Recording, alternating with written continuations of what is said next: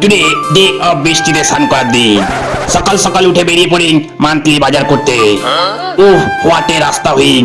দু সাইডে শুধু জঙ্গল উইথ পাত গাছ, আর মাঝখানে ঢালাই রাস্তা থাকি।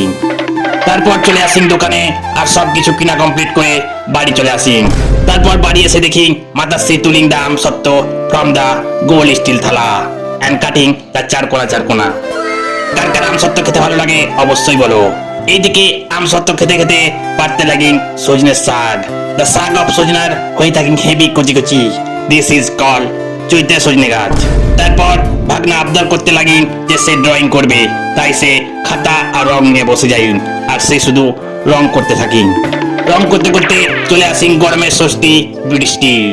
আর এই বৃষ্টিতে স্নান করতে নেমে যাইন আমাদের সুন্দরী। স্নান করতে নেমে তার তো খুব হেভি মজা হই। তার মজা দেখে আমরাও আর বসে থাকতে নট পারি, বৃষ্টিতে স্নান করতে নেমে যাই। এই গ্রীষ্মকালে বৃষ্টিতে স্নান করার মজাটাই আলাদা। রাধে রাধে।